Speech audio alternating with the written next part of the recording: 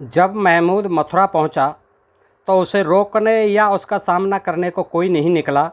सेना ने सारे शहर को लूटा और मंदिर को जला दिया। मथुरा से उसने मूर्तियों से 98,300 मिस्काल और एक मिस्काल होती है 4.5 माह से सोने की तोले, 4.5 माह से की तोल होती है मिस्काल।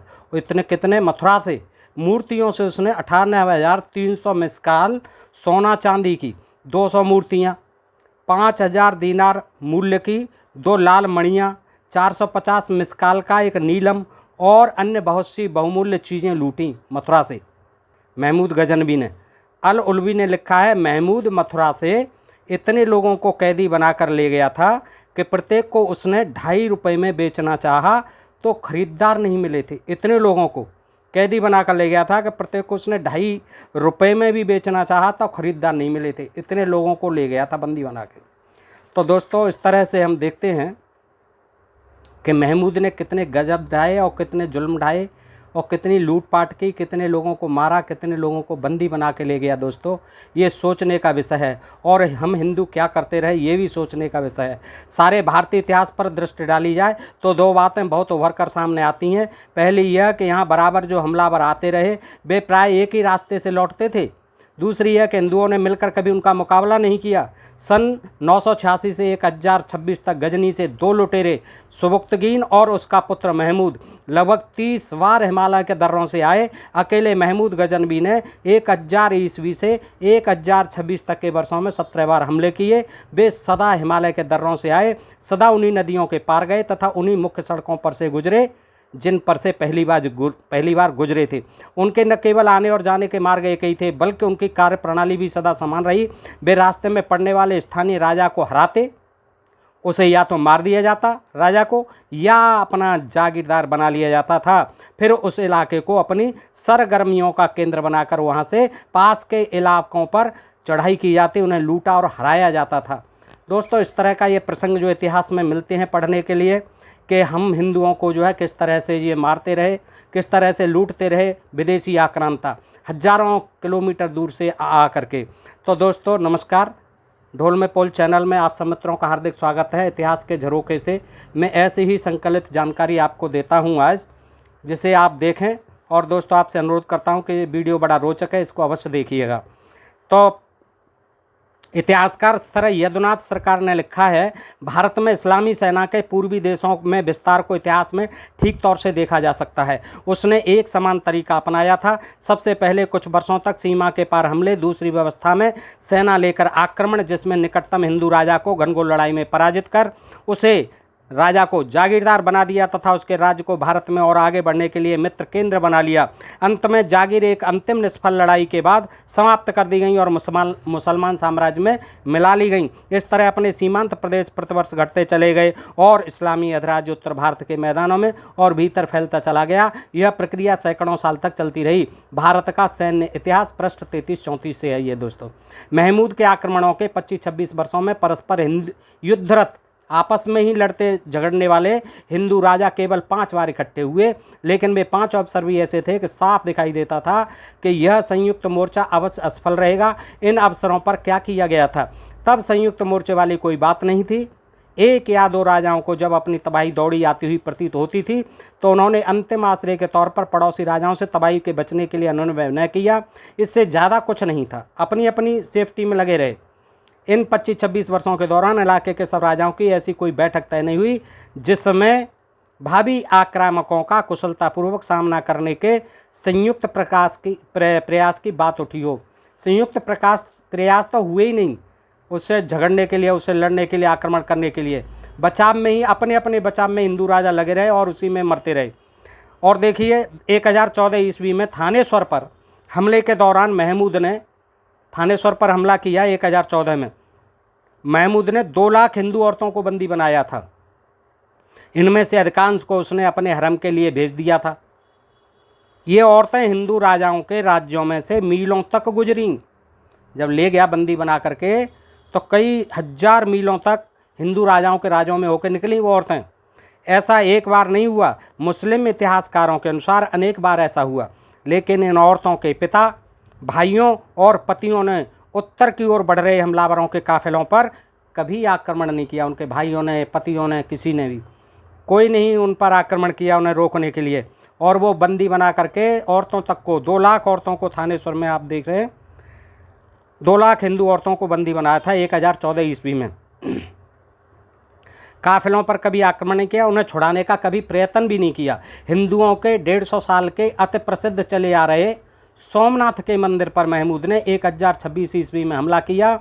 इस मंदिर को हिंदुओं के लिए कितनी महिमा थी, इसका अंदाज़ा इसी बात से लगाया जा सकता है कि इसमें 1000 ब्राह्मण पुजारी थे। सोमनाथ मंदिर में 1026 ईस्वी में 1000 ब्राह्मण पुजारी थे। कहा जाता है कि मंदिर की मूर्ति लिंग के लिए 600 साल मील दूर कश्मीर से प्रतिदिन ताज़ा फूल आते थे। कश्मीर की घाटी से फूल जाते थे, जो कि 600 मील दूर है कश्मीर से। 1000 मील दूर बह रही गंगा से लिंग के स्नान के लिए गंगा जल प्रतिदिन पहुंचता था। देखिए कितनी महिमा थी। गंगा जो है 1000 मील दूर पड़ती है, वहाँ से रोज़ाना स्नान के लिए, सोमलिंग के स्नान के लिए गंगा जल जाता था प्रतिदिन। 10,000 गांव मंदिर की जागीर थे, 10,000 गांव लगे हुए थे। मंदिर के एक कोने में 200 मन की सोने की जंजीर थी। 200 मन की सोने की एक जंजीर थी जिसमें घंटे बंधे थे। 350 गायक गायिकाएँ और नर्तक नर्तकियाँ, देवदासियाँ मंदिर के द्वार पर नाच और गान के लिए तत्पर रहती थीं। एक दूसरे अभिलेख के अनुसार 500 नाचने गाने वाली लड़कियां थीं और 200 संगीतज्ञ। बहुत से हिंदू राजाओं ने भी अपनी बेटियां मंदिर में चढ़ाई हुई थीं। देवदासियों के रूप में राजाओं ने भी दे रखी थीं अपनी पुत्रियां। चोला उसी में से थी। इस मंदिर पर हमला करने के लिए, पहुंचने के लिए महमूद को 30,000 घुड़सवार और बहुत सा साजो सामान लेकर 1000 मील लांग कर आना पड़ा। 1000 मील पड़ता था उसका गजनी। वहाँ से 30,000 घुड़सवार लेकर और बहुत सा साजा सामान लेकर 1000 मील लांग कर आना पड़ता था। रास्ते में अनेक कठिनाइयों का सामना भी करना पड़ता था। वहाँ पहुँचने से पहले वह मुल्तान गया।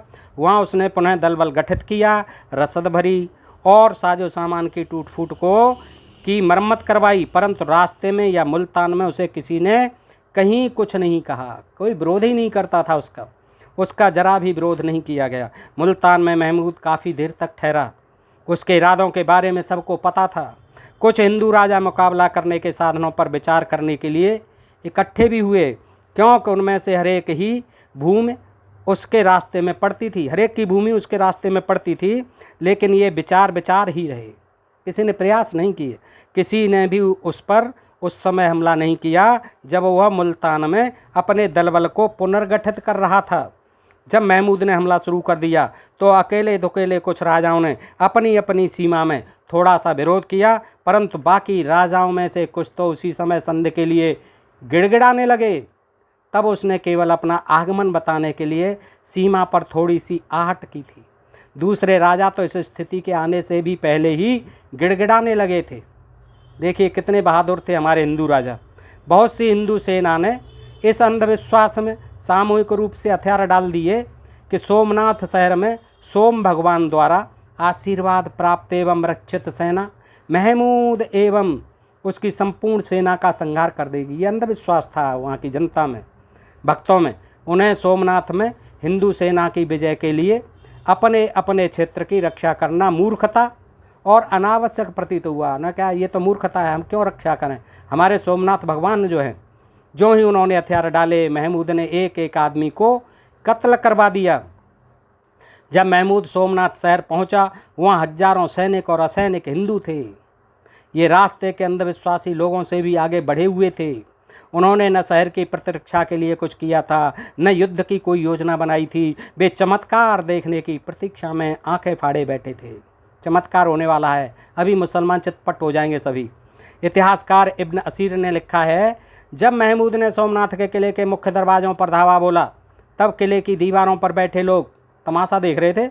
इस ख्याल से प्रसन्न हो रहे थे कि ये दुस्साहसी मुसलमान अभी चंद मिनटों में मरने वाले हैं, नष्ट हो जाएंगे।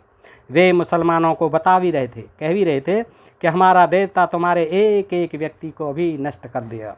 दूसरे दिन जब महमूद ने मार काट का हुक्म दिया, तो दीवारों पर तमाशबीन बने बैठे हिंदू भागने लगे। जब कहीं मारो इनको तो भागने लगे वो तमाशबीन जो दीवारों पर बैठे थे। महमूद के सिपाहियों ने सीढ़ियाँ लगाकर ऊपर के लोगों को ऊपर ही घेर लिया और भयानक नरसंहार शुरू कर दिया। इस पर हिंदुओं का एक दल दौड़ता हुआ मंदिर की मूर्ति के सामने लेटकर उससे विजय के लिए प्रार्थना करने लगा, भगवान हमारी प्रार्थना करो, रक्षा करो। जब रात हो जाने के कारण महमूद ने युद्ध बंद कर दिया। दूसरी सुबह जब फिर नरसंहार शुरू हुआ तब शहर के सब बचे खुचे हिंदू उस मंदिर में भर गए। मंदिर के द्वार पर अत्यंत भयानक बूचड़खाना खुल गया। काट दिए हिंदू लोग। हिंदुओं के दलों के दल मंदिर में प्रवेश करते, उनके हाथ गर्दन के पास जुड़े होते। वे रोते और बड़े भावावेशपूर्ण ढंग से सोमनाथ की मूर्ति के आगे गिड़गिड़ाते हुए प्रार्थना करते थे। फिर वे लड़ने को बाहर निकलते। ऐसा तब तक होता रहा जब तक प्रत्येक को कत्ल नहीं कर दिया गया। ये पृष्ठ 470 पर ये history of India as told by its own historians, लेखक सर H.H. इलियट।